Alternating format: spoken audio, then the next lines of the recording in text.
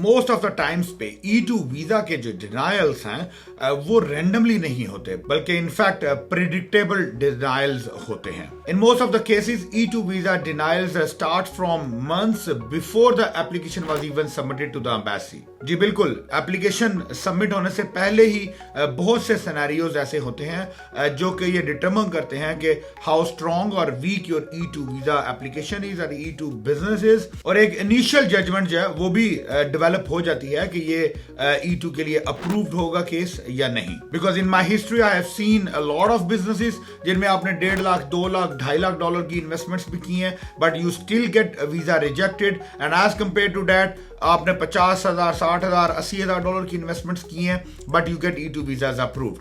So the difference is not only the investment amount, but the way the businesses are structured, the way business profiles are created. So let's dive deep in this video कि हम कौन से ऐसे scenarios हैं जिनकी base पे we can predict कि आपका बिजनेस एक स्ट्रॉन्ग कंटेस्टेंट है E2 वीजा अप्रूवल के लिए या E2 वीजा डिनायल के लिए. So stay tuned till the end of this video. Assalamu alaikum. My name is Rahil Sheikh. I'm a business consultant and advisor based in Virginia, USA. मेरी firm startup business bureau में we provide consulting and management services to international investors जो अपना USA में business establish करना चाहते हैं और उस बिजनेस की बेस के ऊपर E2 वीजास को प्रोसेस करना चाहते हैं. E2 वीजा चूंकि एक इन्वेस्टमेंट बेस्ड वीजा कैटेगरी है, इस वजह से इसके जो वीजा अप्रूवल चांसेस हैं वो वन ऑफ द हाईएस्ट हैं in any other relevant visa categories और any other countries programs when it comes to the business investments. But however, जो E2 approval है, it doesn't happen by chance or by luck. It happens by the design and the structure of your whole business profile. So today in this video, what I will cover is कि basically जो business selection है, how can that impact on your E2 visa denial, passive investment mistakes, poor capital deployment कि किस तरीके से आपका जो small capital contributions है, how can that impact on the E2 visa approval और rejection, weak money trail problems या business के low marginality problems and unrealistic business projections या लास्टली पुअर इंटरव्यू प्रेपरेशंस. तो ये सब तमाम जो 7 कैटेगरीज हैं, we are going to dissect all of those individually ताकि हम E2 वीजा डिनायल जो है उनको मिनिमाइज कर सकें और E2 अप्रूवल चांसेस को ऑप्टिमाइज किया जा सके. सो नंबर 1 जो कैटेगरी है वो है चूजिंग द रॉन्ग बिजनेस. जी बिल्कुल, every active business is an approved category for E2 visa, but every individual business is not E2 approved business. इस बात को एक्सप्लेन करता हूं कि मिसाल के तौर पे गैस स्टेशन हैं, रिटेल स्टोर्स हैं, ग्रोसरीज हैं, आपकी सर्विसेज कंपनीज हैं, आपकी IT इंडस्ट्री है, ये तमाम अप्रूव्ड कैटेगरीज हैं. बट क्या तमाम गैस स्टेशन जो है वो अप्रूव्ड बिजनेस होंगे या क्या तमाम रेस्टोरेंट्स जो है वो अप्रूव्ड बिजनेस होंगे? Answer would be no, because आपको जो भी बिजनेस आप स्टार्ट कर रहे हो, बाय कर रहे हो, एक्वायर कर रहे हो या इन्वेस्ट कर रहे हो, आपको उस पर्टिकुलर बिजनेस को जो है वो इवैल्यूएट करना है.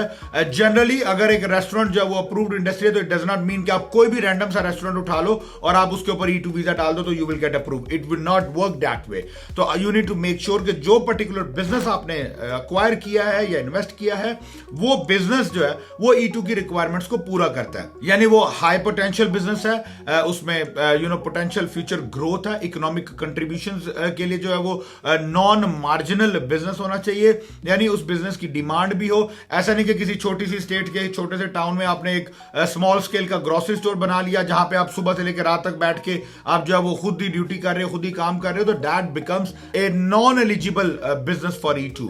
तो क्योंकि वो सिर्फ ऑनर या इन्वेस्टर की जो है वो जरूरत को पूरी कर सकता है. इसी तरह जो बिजनेस आप सिलेक्ट कर रहे हो उस बिजनेस के बारे में आपका पैशन, आपका इंटरेस्ट, आपका प्रोफाइल होना चाहिए. यानी मैंने बहुत सारे टाइम पे देखा कि अगर आप एक डॉक्टर हो और आप सिर्फ गैस स्टेशन इसलिए जो है वो चूज कर रहे हो because it's a safe investment और considered to be a safe investment, और लेकिन उस बिजनेस में आपका कोई इंटरेस्ट नहीं है, आपको कोई उसका नॉलेज, एक्सपीरियंस, एक्सपोजर कुछ भी नहीं है, that makes it a wrong business selection for that right investor.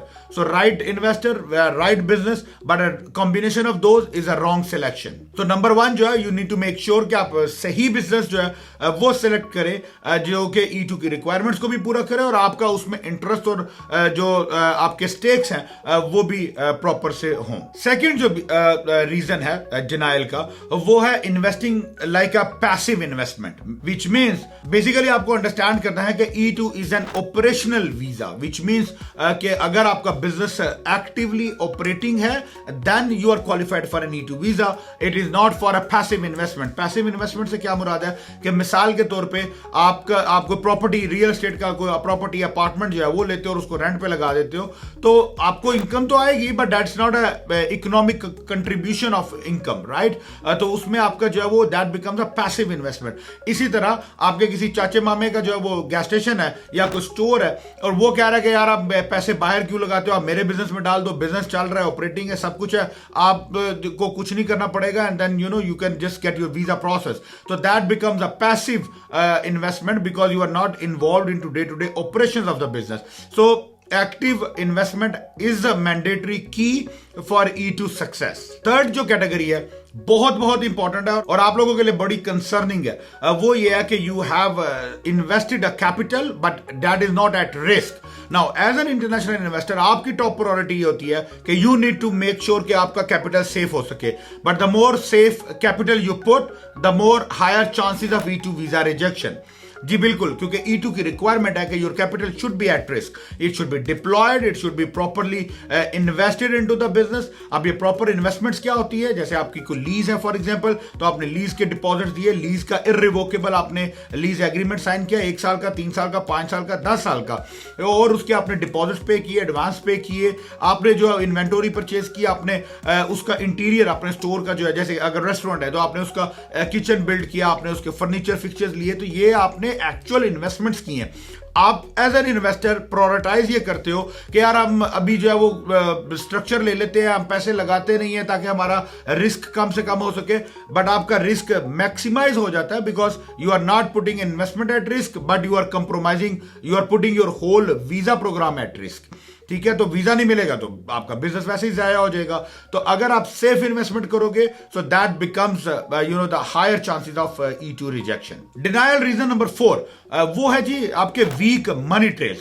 यानी आप मनी ट्रेल्स में क्या होता है कि आपका सोर्स ऑफ फंड्स, आपका प्रूफ ऑफ इन्वेस्टमेंट और आपका जो मनी फ्लो है कि पैसा कहां से कमाया था, कहां पे सेव था, कहां से आपने जो है वो ट्रांसफर किया और अब वो कहां पे स्पेंड हुआ, ये तमाम जो है ये प्रॉपरली डॉक्यूमेंटेड, डिक्लेयर्ड जो है वो आपका स्ट्रक्चर होना चाहिए कि आप जो वीजा ऑफिसर है उसको ये समझा सको, बता सको कि पूरे मनी की ट्रेसिंग जो है वो कैसे है। अगर आपके पास टैक्स डिक्लेयर्ड मनी नहीं है, टैक्स पेड मनी नहीं है, आपके पास सोर्स क्लियर नहीं है, मनी ट्रांजैक्शन के प्रूफ नहीं है, that increases your chances of visa denial. Next जो रीजन है वो रीजन नंबर 5 है बेसिकली मार्जिनैलिटी इशू कि बिजनेस आपने मिसाल के तौर पे आपने कुछ एक कार्ट लगाई आइसक्रीम शॉप की, ठीक है, यानी आप वो जो एक फूड कार्ट होती है आपने उस पे या अपने फूड ट्रक पे एक आइसक्रीम जो है वो आप सेलिंग कर रहे हो। Now that can generate a decent income like $2,000-4,000 $5,000 a month भी आप उस पे से कमा सकते हो, but that is only sufficient for your as an owner income और एन ऑनर ऑपरेटर बिजनेस। उस बिजनेस में ये पोटेंशियल नहीं है कि वो इतनी इनकम जनरेट कर सके कि वो उसमें आप मल्टीपल इंप्लॉइज जो है वो हायर कर सकोगे, फ्यूचर में बिजनेस को ग्रो करोगे या आप ऑनर रिक्वायरमेंट से ज्यादा पोटेंशियल का बिजनेस बना सको। इसी वजह से आई ऑलवेज रिकमेंड कि डोंट गो फॉर दैट। वो जी हमें $35,000 का, वो मेरे चाचे के लड़के ने बताया जी हमारे मोहल्ले में एक ग्रोसरी बिक रही है या रेस्टोरेंट बिक रहा है या पिज्जा शॉप बिक रही है, $35,000 का स्टोर है, उसमें $5,000 ऊपर लगाएंगे, 40,000 में हमारा बिजनेस तैयार हो जाएगा। बिकॉज वो जो 35,000 का स्टोर है वो स्टोर कभी भी इतनी इनकम नहीं जनरेट कर पाएगा कि आप अपनी रिप्लेसमेंट में कोई इंप्लॉयज हायर कर सको और उस बिजनेस को ग्रो कर सको। तो business should be non marginal, मतलब कि वो बिजनेस में इतना पोटेंशियल हो कि वो अपनी जरूरत से ज्यादा इनकम जनरेट कर सके। नेक्स्ट नंबर 6 जो रीजन है वो है अनरियलिस्टिक फाइनेंशियल प्रोजेक्शंस।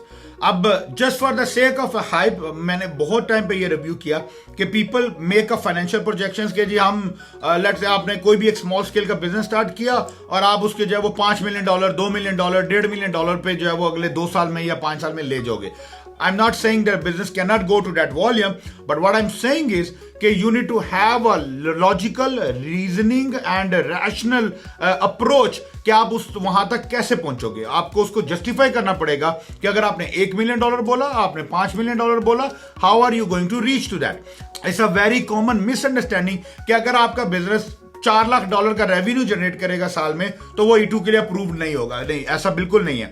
बिजनेस अगर $2.5 लाख भी रेवेन्यू बना रहा है बट उसके साथ में उसका $70,000 का प्रॉफिट आ रहा है, $80,000 का प्रॉफिट आ रहा है, तो that still can qualify for E2।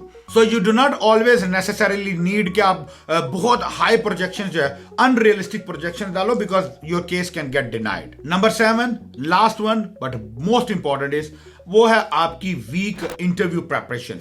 जब आपने बिजनेस बना लिया, आपने मनी ट्रेल बना लिया, आपने कैपिटल एट रिस्क कर लिया, आपने सब कुछ कर लिया, बट अगर आप अपने आप को इंटरव्यू में जस्टिफाई नहीं कर पाओगे कि you have the capacity and capability to run, manage and operate the business, क्योंकि again manage and operate the business is another condition of E2 requirements.